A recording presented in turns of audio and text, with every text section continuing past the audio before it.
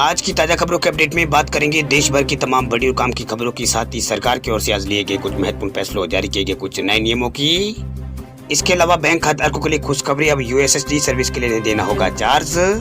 आखिर क्या है ये पूरी बड़ी खबर, बताएंगे आपको आगे इस अपडेट में। साथ ही आरबीआई ने एक और बैंक पर लगा दी है पाबंदी, खाते से अब 10,000 रुपए से अधिक की रकम नहीं निकाल पाएंगे ग्राहक। क्या है ये पूरी बड़ी खबर, बताएंगे आपको आगे इस अपडेट में। साथ ही कोरोना वैक्सीन लगवाने वाले लोगों के लिए एक जरूरी महत्वपूर्ण खबर निकल कर सामने, बताएंगे आपको आगे इस अपडेट में। साथ ही यहाँ पर बेरोजगार युवाओं के लिए भी आज एक जरूरी महत्वपूर्ण खबर निकल कर सामने, बताएंगे आपको आगे इस अपडेट में। साथ ही यहाँ पर कोरोना कर्फ्यू और लॉकडाउन से जुड़ी कुछ महत्वपूर्ण बड़ी खबरें हैं, बताएंगे आपको एक एक करके इस अपडेट में। साथ ही आज की तमाम बड़ी और काम की खबरों की बात करेंगे आगे इस अपडेट में। बात करते हैं आज की पहली बड़ी और काम की खबर की, तो बैंक खाताधारकों के लिए खुशखबरी, अब यूएसएसडी सर्विस के लिए नहीं देना होगा charge. Telecom regulatory authority of India यानी ट्राई ने बुधवार को मोबाइल बैंकिंग और पेमेंट सर्विस के लिए यूएसएसडी मैसेज पर लगने वाले चार्ज को हटाने का प्रस्ताव यहाँ पर दिया है। फिलहाल ट्राई ने यूएसएसडी सेशन के लिए कीमत 50 पैसे तय की हुई है। प्रत्येक सेशन 8 स्टेज में पूरा हो सकता है। गौरतलब है कि यूएसएसडी मैसेज मोबाइल फोन के स्क्रीन पर दिखता है और एसएमएस की तरह ये फोन में स्टोर नहीं होता है।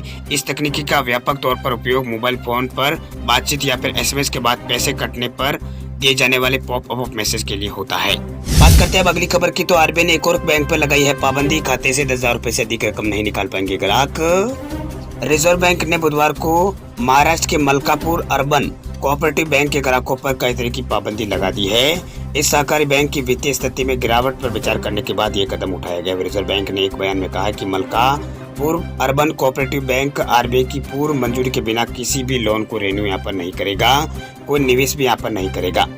इसके अलावा जो लायबिलिटी है वो भी यहाँ पर नहीं लेगा और कोई भी भुगतान यहाँ पर नहीं होगा। वही मलका को जो बैंक है मलका अर्बन कोऑपरेटिव बैंक, उसके ग्राहकों पर आरबीआई द्वारा लिए गए बड़े फैसलों में से एक फैसला ये है कि वह 10,000 रुपए से अधिक की रकम कोई भी ग्राहक यहाँ पर नहीं निकाल पाएगा। ये निर्णय बचत और चालू दोनों खातों के ग्राहकों को ऊपर यहाँ पर लिया गया है। वही आरबीआई ने कहा है कि विशेष रूप से सभी बचत खाते या फिर चालू खाता या जमाकर्ता के किसी भी अन्य खातों में कुल राशि 10,000 रुपए से अधिक की राशि को निकालने की अनुमति यहाँ पर नहीं दी जा सकती है। बात करते हैं अब अगली खबर की, तो आम आदमी के लिए खुशखबरी, जल्द सस्ता हो जाएगा पेट्रोल और डीजल, सरकार ने लिया ये बड़ा फैसला। देश भर में ऊंची पेट्रोल डीजल की कीमतों से आम आदमी को काफी जल्दी यहाँ पर राहत मिलने वाली है। दरअसल सरकार ने ईंधन की कीमतों को कम करने के लिए बड़ा फैसला यहाँ पर लिया है, जिसके बाद तेल की कीमतों में गिरावट देखने को मिल सकती है। आपको बता दें कि सरकारी तेल कंपनियों ने लगातार 20वें दिन पेट्रोल डीजल के दामों में कोई भी बढ़ोतरी यहाँ पर नहीं की है। वही आईओसीएल की वेबसाइट के मुताबिक देश की राजधानी दिल्ली में 1 लीटर पेट्रोल की कीमत 103 रुपए से 54 पैसे और डीजल का भाव 86 रुपए से 67 पैसे है। वही पेट्रोलियम मंत्री ने कहा है कि पेट्रोल डीजल कीमतों को कम करने के लिए बैठक में यहाँ पर बड़ा फैसला लिया गया है। उन्होंने कहा है कि आने वाले दिनों में पेट्रोल डीजल कीमतों में यहाँ पर कटौती यहाँ पर देखने को मिल सकती है।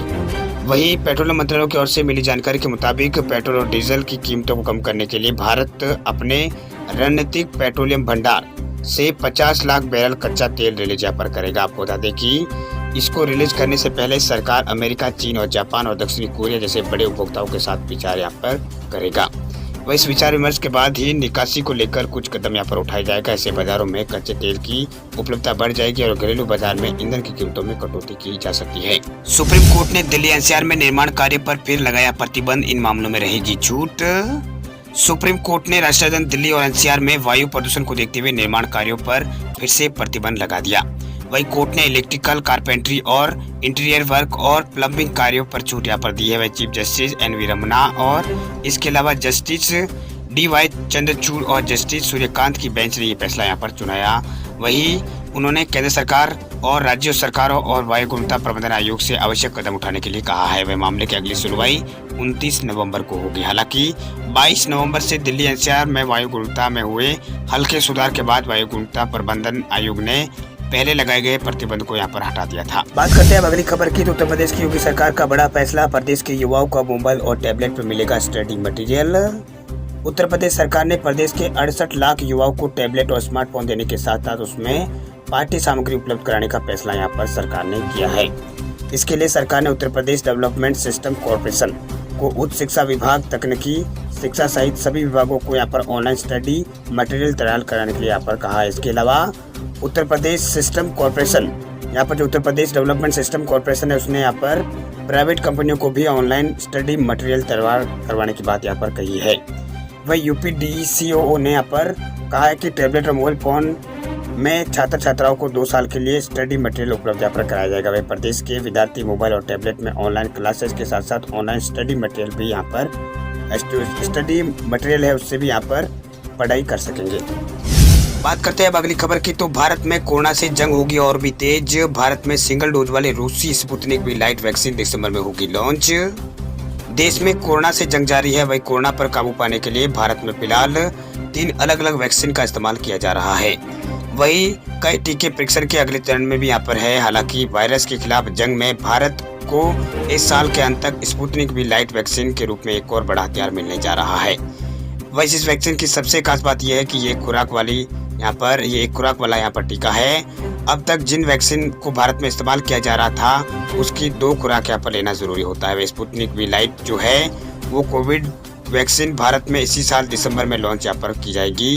वही DCGI ने यहाँ पर डॉक्टर रेड्डी लेबोरेटरीज लिमिटेड को यहाँ पर सितंबर में चरण 3 बैरिंग परीक्षण के लिए बैरिंग परीक्षण जो बैरिंग जो परीक्षण है उसको करने की अनुमति यहाँ पर दे दी है। वह सरकार ने पहले रिपोर्ट में कहा था कि रूस में की जो एक खुराक वाली वैक्सीन है कोविड-19 स्पुतनिक वी लाइट वो घरेलू स्तर पर निर्यात की अनुमति इसमें दी थी। वही स्पुतनिक वी लाइट रूसी वैक्सीन स्पुतनिक वी घटक 1 के समान ही है, जिसका उपयोग अप्रैल में भारत में यहाँ पर शुरू हुआ था। बात करते हैं अब अगली खबर की, तो केरल सरकार का बड़ा फैसला। केरल सरकार मछुआरों को देगी 3,000 रुपए की एक मुफ्त सहायता। समाचार एजेंसी ANI के अनुसार केरला सरकार ने बुधवार को राज्य के 1,59,000 मछुआरा परिवारों को यहाँ पर 3,000 रुपए की एक मुफ्त सहायता का यहाँ पर देने का फैसला यहाँ पर लिया है। ये जानकारी राज्य के वित्त मंत्री बाल गोपाल ने यहाँ पर दी है। वह राज्य के वित्त मंत्री बाल गोपाल ने कैबिनेट की फैसलों के बाद मीडिया से बातचीत करते हुए कहा है कि मछुआरों की विकट परिस्थितियों को देखते हुए खराब मौसम और कोविड के कारण एक मुफ्त सहायता की घोषणा यहाँ पर की गई। चलिए बात कर लेते हैं अगली खबर की, तो अब जल्द बढ़ने वाले हैं बिस्किट के दाम। मौजूदा भाव में 10 से 20% तक आ सकती है तेजी।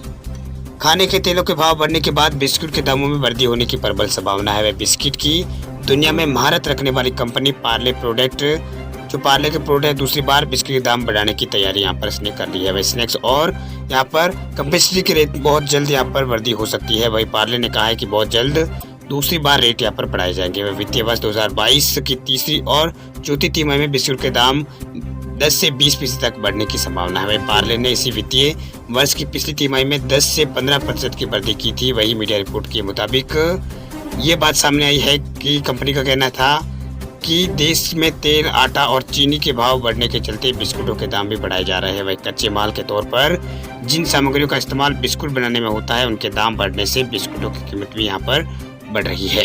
वही पार्ले अपने अगले चरण में सभी रेंज यानी जैसे बिस्किट है और कंफेक्शनरी है और स्नैक्स पर जो रेट है वो यहाँ पर बढ़ाने जा रहा है। वह रिपोर्ट के मुताबिक पार्ले अपने 300 ग्राम वाले यहाँ पर मठरी यानी रेस्क के पैकेट का रेट 10 रुपये इसमें बढ़ोतरी करेगा। वही पार्ले बिस्किट की वैरायटी में पार्ले जी और यहाँ पर क्रैकजैक आदि यहाँ पर जो इनकी कीमत है इसमें 5 से 10% यहाँ पर बढ़ सकती है। वही 400 ग्राम के रेस्क की पैकेट के दाम 4 रुपये तक बढ़ सकते हैं। जो कि कम वजन के पैकेट है उनके दाम नहीं बढ़ेंगे। वही कंपनी ने यहाँ पर पैकेट के वजन को यहाँ पर कम कर दिया है। इस कैटेगरी में 10 से 30 रुपये के प्रोडक्ट यहाँ पर आते हैं। उदाहरण के लिए 10 रुपये के पैकेट के लिए आपको इतना ही यहाँ पर पैसा देना होगा, लेकिन इसमें जो वजन है वो थोड़ा कम हो जाएगा। वही बात कर लेते हैं आज के ताजा मौसम समाचारों की, तो मौसम विभाग की ओर से जारी की गई है चेतावनी। समुद्र में ना जाए मछुआरे, दिल्ली में इक्कोई अब रहेगा बहुत खराब श्रेणी में।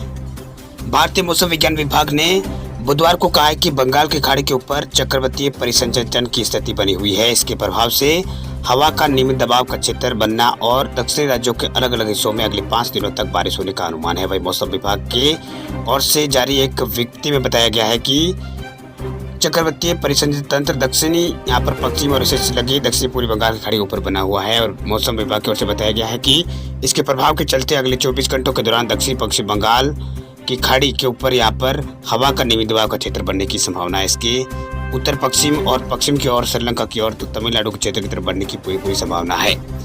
वही मौसम विभाग ने अगले 5 दिनों के दौरान आंध्र प्रदेश के तटीय इलाके यानम और रायलसीमा और दक्षिणी आंतरिक कर्नाटक, केरल, माहे, तमिलनाडु, पुडुचेरी, कराईकल में हल्की से मध्यम और यहाँ पर छठपुर स्थानों पर व्यापक स्तर पर बारिश होने का पूर्वानुमान व्यक्त किया है। वही मौसम विभाग ने बताया है कि आज यानी 25 नवंबर को दक्षिणी पश्चिम बंगाल की खाड़ी और मन्नार की खाड़ी और दक्षिणी तमिलनाडु के तट पर 50 से 60 किलोमीटर प्रति घंटे की रफ्तार से तेज हवा चल सकती है और मछुआरों को इन इलाकों में समुद्र में न उतरने की सलाह यहाँ पर दी गई है।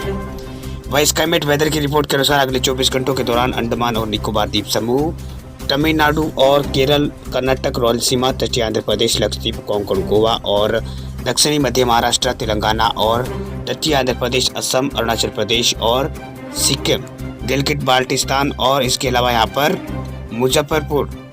मुजफ्फराबाद और लद्दाख में भी हल्की से मध्यम बारिश की यहाँ पर संभावना जताई गई है। वहीं दिल्ली में तापमान गिरने और धीमी हवा के कारण वायु गुणवत्ता अब बहुत खराब श्रेणी में रही है। वही राष्ट्रीय राजधानी दिल्ली में धीमी हवा और तापमान गिरने से यहाँ पर बुधवार को वायु गुणवत्ता खराब श्रेणी में पहुंच गई। वहीं शहर में सुबह 24 घंटों के औसत वायु गुणवत्ता सूचकांक है वो 361 यहाँ पर दर्ज किया गया। वही मौसम विभाग के अनुसार दिल्ली में न्यूनतम तापमान 9.2 डिग्री अभी यहाँ पर दर्ज किया गया है, जो कि इस मौसम का अभी तक का सबसे कम तापमान है। वह अधिकतम तापमान 28.8 डिग्री सेल्सियस के आसपास रहने का अनुमान है। वही तेज हवा चलने से आज और कल यहाँ पर वायु गुणवत्ता में सुधार दर्ज किया जा सकता है। वही 24 घंटों में औसतन ये जो यहाँ पर मंगलवार को रहा था वो इक्वई यहाँ पर 290 रहा था। वही इस महीने दूसरी बार इक्वई में इतना सुधार यहाँ पर देखा गया है। इससे पहले 1 नवंबर को 281 दर्ज किया गया था। वैसे इस दिनों में दिल्ली में वायु गुणवत्ता बहुत ही खराब यानी गंभीर स्थिति में यहाँ पर दर्ज किया गया।